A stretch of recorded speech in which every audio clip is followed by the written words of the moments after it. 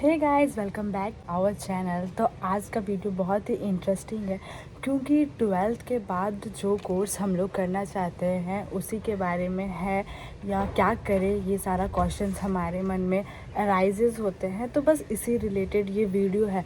तो सबसे ज़्यादा ट्वेल्थ के बाद डिमांडिंग, या अभी में बोले कि अभी क्या डिमांड चल रहा है कौन सा कोर्स का, तो वो है सबसे अच्छा अभी नर्सिंग का कोर्स, जो बहुत ज़्यादा हाईली डिमांड में है ये कोर्स।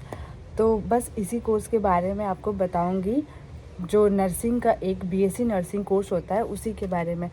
तो इस कोर्स में मतलब क्या क्वालिफ़िकेशन चाहिए, कितना एज चाहिए, एडमिशन कहाँ होना चाहिए, टॉप कॉलेजेस क्या क्या है, इस कोर्स को करने के बाद सैलरी कितना मिलती है, या इसके बाद जॉब कहाँ मिल सकता है, ये सारा चीज़ इस वीडियो में आपको देखने को मिलेगा। तो चलिए वीडियो स्टार्ट करते हैं। तो बीएससी नर्सिंग का फुल फॉर्म क्या है, पहले ये क्वेश्चन अराइज होता है। तो bachelor of science BSc nursing का ये आपका फुल फॉर्म हो गया, ठीक है, ये फुल फॉर्म हो गया। और ये कितने इयर्स का कोर्स होता है आपका, तो ये 4 साल का कोर्स होता है, जिसमें आपका 3.5 इयर्स का आपका स्टडी और जो 6 मंथ का इंटर्नशिप इसी में इंक्लूडेड होता है आपका। तो ये क्लियर हो गया। उसके बाद आपका एज लिमिट क्या होना चाहिए अगर इस कोर्स को कर रहे हैं, तो आपका एज लिमिट 17 to 35 इयर्स का एज लिमिट होगा इस कोर्स को करने के लिए। अब बारी आती है कि इस कोर्स को में एडमिशन कैसे लें। तो इसके लिए एंट्रेंस एग्ज़ाम आपको पास करने होंगे, और बहुत सारे कॉलेजेस अपने से एग्ज़ाम लेते हैं, या फिर आपका झारखंड का एक निकलता है एंट्रेंस एग्ज़ाम का फॉर्म, वो भी आप फिल करके आप उससे अच्छा रैंक लाइएगा तो आपको अच्छा कॉलेजेस का अपॉर्चुनिटी भी मिल सकता है। तो वो डिपेंड करता है कि आपका रैंक कैसा है। या बहुत सारे कॉलेजेस में आपका 12th मेरिट लिस्ट पे भी लेता था, बट अब नहीं ले रहा है। अब आपको इस एग्ज़ाम में बैठना ही पड़ेगा, तभी आपका एडमिशन होगा। ये मैं झारखंड का बात कर रही हूँ। झारखंड के बाहर का बात शायद आपको मतलब जो मेरिट है 12th मेरिट मार्क्स पे भी आपका एडमिशन हो सकता है। अब बारी आती है कि इस कोर्स को मतलब एडमिशन लेने के लिए कितना मार्क्स होना चाहिए 12th में। तो पहले बात तो 12th पीसीबी सब्जेक्ट से ही होना चाहिए अगर बीएससी नर्सिंग करेगी। आर्ट्स और कॉमर्स के स्टूडेंट नहीं कर सकते हैं, तो इसमें कंपलसरी है बायो होना, नहीं तो नहीं कर सकते इस कोर्स को। और इसमें मैक्सिमम आपको 55% 12th में मार्क्स होना चाहिए, तभी आप इस कोर्स को कर पाइएगा।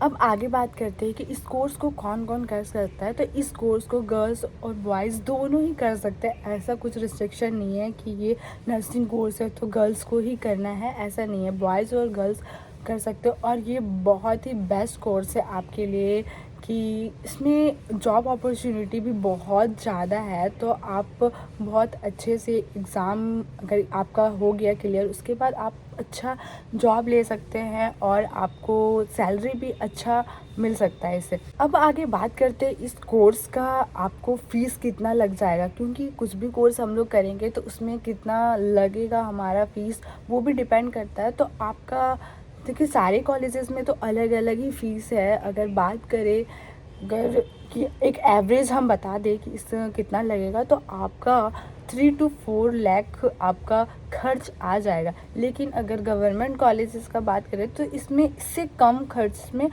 हो जाएगा। लेकिन सारे कॉलेजेस के अलग अलग प्राइस है, तो ऐसे एक्चुअल में नहीं, एवरेज में बता रही हूँ। 3 to 4 लाख आपका खर्च पड़ सकता है इस टोटल कोर्स को अब बात करते हैं कि आप कहाँ कहाँ पे एंट्रेंस एग्ज़ाम आप मतलब अप्लाई। आप एम्स, जो बहुत ही अच्छा, एम्स में आप अप्लाई कर सकते हैं। ये बहुत ही अच्छा कॉलेजेस है। एम्स हो गया आपका, सीपी एनईटी सीपी नेट, आप इसमें भी एंट्रेंस एग्ज़ाम अप्लाई कर सकते हो। जिम्पर में कर सकते हो, बीएचओ बीएससी नर्सिंग, ये सारे।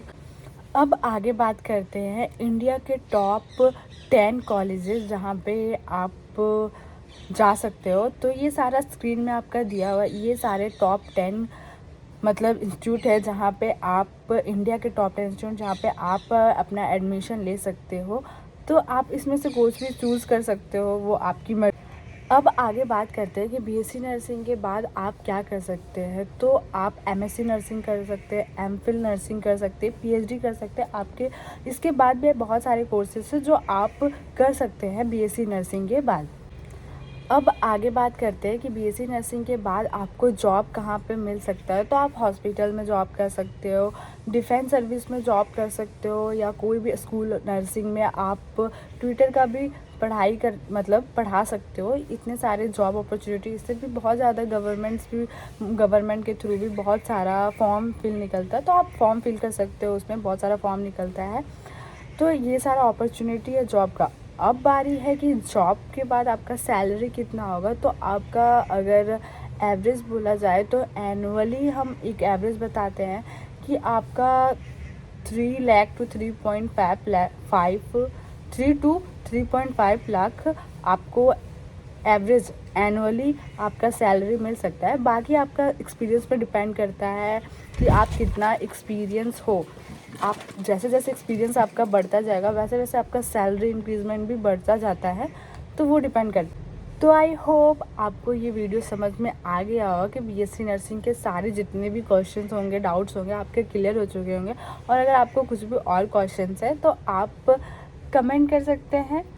मिलते हैं नेक्स्ट वीडियो में, तब तक के लिए बाय बाय। और ऐसे ही वीडियो के लिए आप मेरे चैनल को सब्सक्राइब कर दिए। टाटा।